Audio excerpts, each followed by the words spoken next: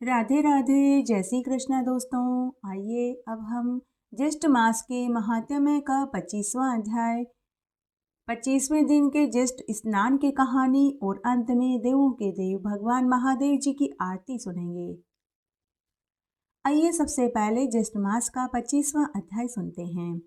सभी ऋषि मुनि स्कंद मुनि जी से पूछने लगे कि हे स्कंद मुनि जी, जब नारद मुनि ने राजा अशुपति को कहा कि आपकी पुत्री सावित्री ने जिस सत्यवान को पति रूप में चुना है उसकी अल्प आयु है, फिर राजा अशुपति ने क्या किया, हम वह कथा विस्तार से सुनना चाहते हैं।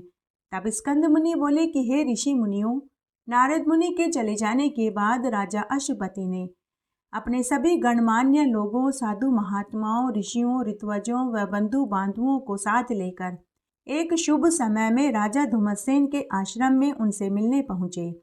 तब राजा अशुपति ने वहां जाकर देखा कि राजा धुम्मसेन एक पेड़ के नीचे चबूतरे पर बैठे थे।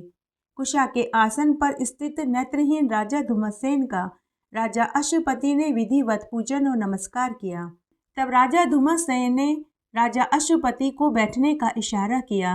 तब राजा अशुपति ने उन्हें अपने आने का आशय बताया कि हे राजन, मेरी पुत्री सावित्री ने आपके पुत्र सत्यवान को पति रूप में वरण किया है, अतः आप उसे अपनी पुत्र वधू के रूप में ग्रहण करें। तब राजा धुम्मसेन बोले कि हे राजा अशुपति, आपको तो ज्ञात ही होगा कि हम अपने राज्य से इस समय च्युत हैं और वन में रहकर तपस्वियों की भांति अपना जीवन बिता रहे हैं। इस घनघोर वन में आपकी लक्ष्मी स्वरूपा पुत्री कैसे जीवन बिता पाएगी? आपकी कोमल नाजुक पुत्री इस वन में सर्दी, गर्मी, बारिश का दुख कैसे सहन कर पाएगी? साथ ही इस वन में शेर, भालू, चीता, जहरीले सर्पों का भी भय है। तब राजा अशुपति बोले कि हे महाराज, मेरी पुत्री इन सब बातों से अनजान नहीं है, उसे इन सब बातों का पूर्ण ज्ञान प्राप्त है। इसे जानकर ही उसने आपके पुत्र को पति रूप में वरा है। अतः हे महाराज, मैं एक बेटी का पिता आपके चरणों में मस्तक झुकाकर आपसे प्रार्थना करता हूँ, आप मुझे निराश मत कीजिए। आप मेरी बेटी को अपनी पुत्र वधू के रूप में स्वीकार कर लीजिए तथा आपका पुत्र मेरी पुत्री को पत्नी के रूप में स्वीकार करे। अब यही मेरे जीवन का आखिरी ध्येय है। तब राजा धुम्मसेन बोले कि हे राजन, जब मैं राज्य से युक्त था तब मेरी दिली इच्छा थी कि मैं आपकी बेटी को अपनी पुत्र वधू बनाऊं, लेकिन अभी हम राज्य से हीन हैं। तब दोनों राजाओं की सहमति से सभी आश्रम वासियों व बंधु बांधुओं को बुलाकर सावित्री व सत्यवान का विधिवत पाणी ग्रहण संस्कार संपन्न करवा दिया। तब राजा अशुपति ने खूब सारा धन, हाथी, घोड़े, ऊंट आदि दान देकर अपनी पुत्री उनको सौंपकर वापस अपने घर लौट आए। तब सत्यवान सर्वगुण संपन्न सावित्री को अपनी पत्नी के रूप में पाकर बहुत प्रसन्न हुआ। सावित्री भी मन इच्छित वर पाकर अति प्रसन्न हुई। पिता के चले जाने के बाद सावित्री ने अपने कीमती कपड़े गहने उतारकर साध्वी वस्त्र धारण कर लिए। तब सावित्री अपने सास ससुर और पति की सेवा करने लगी। अपने गुण, नम्रता, धैर्य और सभी घरेलू कार्य करके सबको खुश रखने लगी। साथ ही सभी आश्रम वासियों की वह सेवा करने लगी। सास ससुर भी आज्ञाकारी बहू पाकर बहुत खुश हुए। तब आश्रम में रहते हुए सावित्री को नारद मुनि की सभी बातें याद आ गई, तो वह वट वृक्ष की पूजा और व्रत करने लगी। इस प्रकार समय बीतने लगा। आइए इस अध्याय में हम एक पौराणिक कथा का श्रवण करते हैं। एक बार बहुत छोटा सा गांव था। उस गांव में एक ब्राह्मण दंपति रहते थे। दोनों पति पत्नी बड़े ही नेक दिल के थे, सबकी मदद करने वाले स्वभाव के थे। उस ब्राह्मण की आजीविका का एकमात्र साधन भिक्षा था। वह अपने यजमानों के यहाँ से आटा, दाल, तेल, घी, गुड़, चीनी मांगकर लाते थे। पहले के जमाने में लोग ब्राह्मणों को सीधा दिया करते थे। सीधे में आटा, दाल, नमक, मिर्च, हल्दी, तेल, घी, गुड़ सभी चीजें होती थी। उस ब्राह्मण दंपति का इसी से गुजारा चलता था। वह ब्राह्मण वेद शास्त्र में अनभिज्ञ था। उसे वेद शास्त्र की बिल्कुल जानकारी नहीं थी। मात्र पंचांग आदि वह देख लिया करता था। पंचांग देखकर ही वह गांव वालों को एकादशी, प्रदोष, पूनम, अमावस्या आदि की तिथियां बता दिया करता था। इससे ज्यादा उसे कुछ ज्ञान नहीं था। उस ब्राह्मण की शादी को 10 बरस बीत चुके थे, लेकिन उन्हें औलाद सुख की प्राप्ति नहीं हुई। दोनों ब्राह्मण दंपति सभी तरह के व्रत उपवास करते थे, विष्णु भगवान के परम भक्त थे, हमेशा ओम नमो भगवते वासुदेवाय मंत्र का जाप करते रहते थे। एक दिन दोनों पति पत्नी औलाद न होने के कारण दुखी बैठे हुए थे। तब वह ब्राह्मण दुखी मन से घर से निकल पड़ा। गांव से बाहर एक वन में पहुंच गया तो उसने देखा कि कुछ लोग बड़पीपल के पेड़ के पास बैठकर पूजा कर रहे थे। उस ब्राह्मण ने उन औरतों से पूछा कि तुम सब किसकी पूजा कर रहे हो, किसकी कथा कहानियां सुन रहे हो? तो वे औरतें बोली कि हे पंडित जी महाराज, ज्येष्ठ मास का महीना चल रहा है, हम सब ने ज्येष्ठ मास का स्नान किया है, तो हम ज्येष्ठ मास में बड़पीपल और आंकड़े के पेड़ को सींच रहे हैं, कथा कहानियां सुन रहे हैं। ब्राह्मण बोला कि हे देवियों, ऐसा करने से क्या फल मिलता है? तो वे औरतें बोली कि पंडित जी, जिस इच्छा से यह व्रत और पूजा की जाती है, भगवान उसकी वही इच्छा पूरी कर देते हैं। तब उन औरतों में से एक औरत ने कहा कि पंडित जी, आप भी हमारे साथ बैठकर बड़पीपल और आंकड़े के पेड़ की पूजा करिए, कथा कहानियां सुनिए, आपकी भी सभी इच्छाएं पूरी हो जाएगी। तब उस ब्राह्मण ने उन औरतों के साथ बैठकर बड़पीपल और आंकड़े के पेड़ की पूजा करी, कथा कहानियां सुनी। जब ब्राह्मण उठकर घर जाने लगा तो पीछे से उन औरतों में से एक औरत बोली कि ये कैसे पंडित जी हैं, इन्हें कोई धर्म, कर्म और वेद शास्त्र की जानकारी नहीं, बल्कि इस ब्राह्मण को हमें ज्येष्ठ मास के महात्म्य को सुनाना चाहिए था, और देखो यह हमसे पूछ रहा है। ऐसा कहकर वे औरतें पंडित के ऊपर हंसने लगी। जब ब्राह्मण के कान में यह बातें पड़ी तो उसे बहुत दुख हुआ। घर आकर उसने सारी बात अपनी पत्नी को बताई और अपनी पत्नी से बोला कि भगवान, हमारे भाग्य में औलाद का सुख लिखा है या नहीं यह तो मैं नहीं जानता, परंतु हे भगवान, मैंने पूर्ण निश्चय कर लिया है कि मैं वेद शास्त्र का अध्ययन करने काशी नगरी जाऊंगा। तुम घर पर रहकर अपना ध्यान रखना। दूसरे दिन ब्राह्मण वेद शास्त्र का अध्ययन करने के लिए काशी चला गया और एक आश्रम में जाकर विद्या अध्ययन करने लगा। इधर घर पर ब्राह्मणी भी ज्येष्ठ मास में पति के कथना अनुसार स्नान करने लगी और बड़ पीपल और आंकड़े के पेड़ को सींचने लगी, परिक्रमा देने लगी और व्रत करने लगी। गांव के लोग उन्हें सीधा देने लगे, जिससे उसका गुजर बसर चलने लगा। इस तरह साल भर बीत गया। उधर ब्राह्मण ने एक साल में पूरी शिक्षा ग्रहण कर ली। अब उसे वेदशास्त्र का पूर्ण ज्ञान प्राप्त हो चुका था। तब वह भी अपने गुरु से आज्ञा लेकर वापस अपने घर की ओर चल दिया।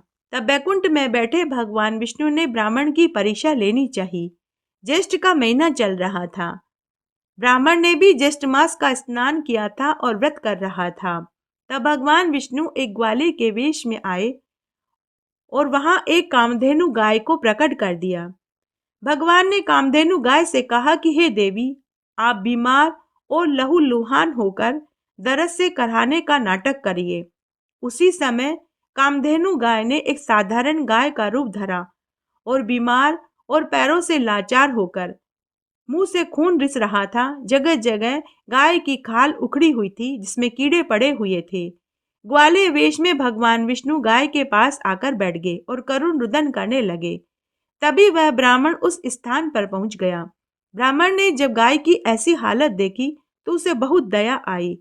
उस ब्राह्मण ने ग्वाले से पूछा कि अरे भाई, तुम्हारी गाय को क्या हुआ है, इसकी हालत ऐसे कैसे हो गई? तो ग्वाला बोला कि हे ब्राह्मण देव, मेरी गाय कई दिनों से बीमार थी। मैं इसे रोज की तरह जंगल में चराने लाया था। एक भेड़िए ने इस पर हमला कर दिया। मेरी गाय जान बचाकर भागने लगी तो कंटीली झाड़ियों में फंस गई। उसी से इसकी यह दशा हुई है। हे ब्राह्मण देव, कृपा करके मेरी गाय को बचा लीजिए। तब वह ब्राह्मण बोला कि अरे भाई, मेरा घर इसी गांव में है, तुम मेरे साथ मेरे घर चलो, मैं तुम्हारी गाय की खूब सेवा टहल करूंगा। और घरेलू औषधि लगाकर उपचार करूंगा। तब वह ब्राह्मण उस ग्वाले और गाय को लेकर घर आया। ब्राह्मण दंपति ने गाय की खूब सेवा टहल करी। गर्म पानी से गाय के घावों को धोया। अपने हाथों से गाय के घावों में पड़े हुए कीड़े निकाले। औषधि घिस घिस कर गाय के घावों पर अपने हाथों से लगाई। कपड़े की गीली पट्टी बांधी। ब्राह्मणी गाय के लिए गुड़ और गरम गरम दलिया बना कर के देने लगी। गाय को हरा हरा चारा और गुड़ खिलाने लगी और ग्वाले को भी रोज सुबह शाम गरम भोजन कराने लगे। इस तरह कई दिन बीत गए। दोनों ब्राह्मण दंपति गाय की सेवा टहल में अपना पूरा समय बिताने लगे। इस तरह ज्येष्ठ मास का पूरा महीना बीत गया।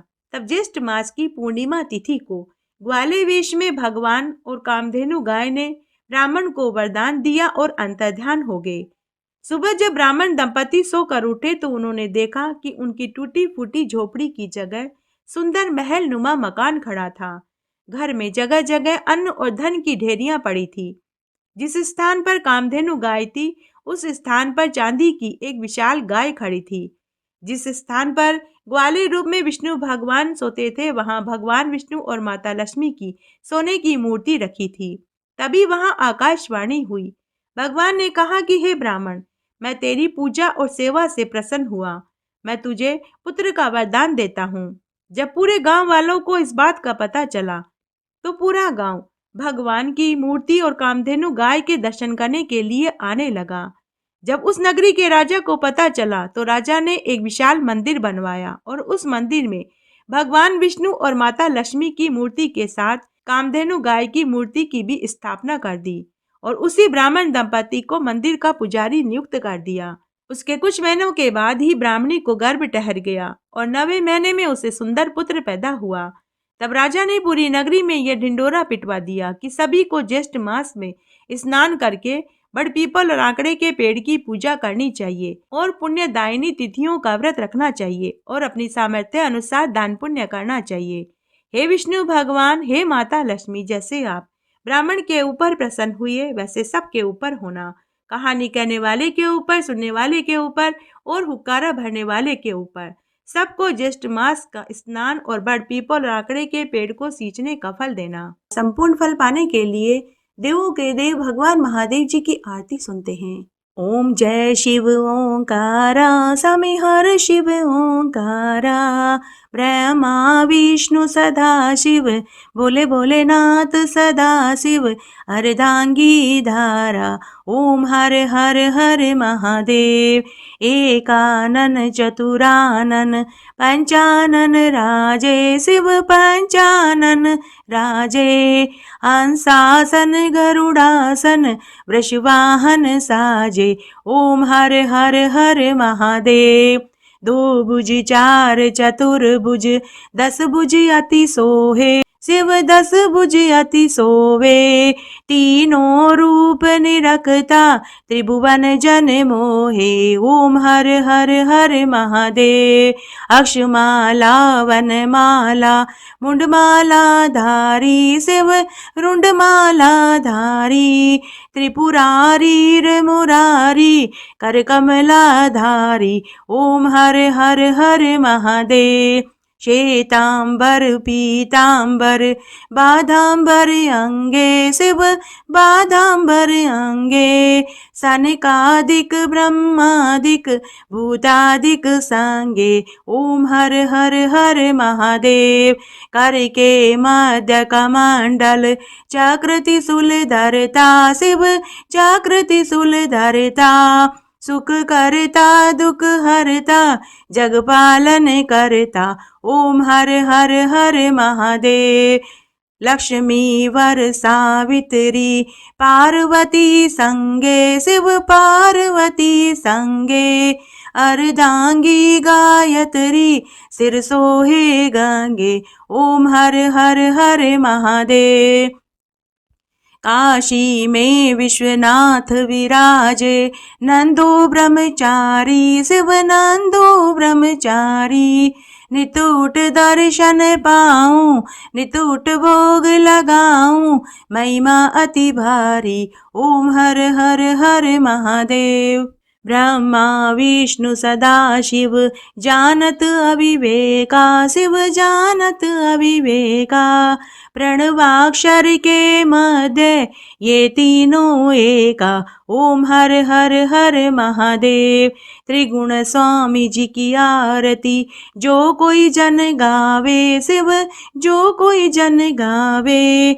कहत शिवानंद स्वामी मन वांछित फल पावे, ओम हर हर हर महादेव। ओम जय शिव ओंकारा, स्वामी हर शिव ओंकारा। शिव पार्वती का प्यारा, शिव ओढ़त मृग छाला। शिव बरसत जलधारा, शिव पीवत भंग प्याला। शिव पहनत मुंड माला। बोले भोलेनाथ सदा शिव, काशी विश्वनाथ सदा शिव। पार्वती का प्यारा, ओम हर हर हर महादेव। जय हो महादेव, पार्वती, गणेश, कार्तिकेय, नंदकेसर की जय। इस तरह आज हमने ज्येष्ठ मास के महात्म्य का 25वां अध्याय सुना। आशा करती हूँ आपको इस अध्याय को सुनने का पूरा फल प्राप्त होगा। मेरे साथ बने रहने के लिए आपका धन्यवाद। आगे आने वाली कथा कहानी के लिए भी आप इसी तरह मेरे साथ बने रहें। धन्यवाद।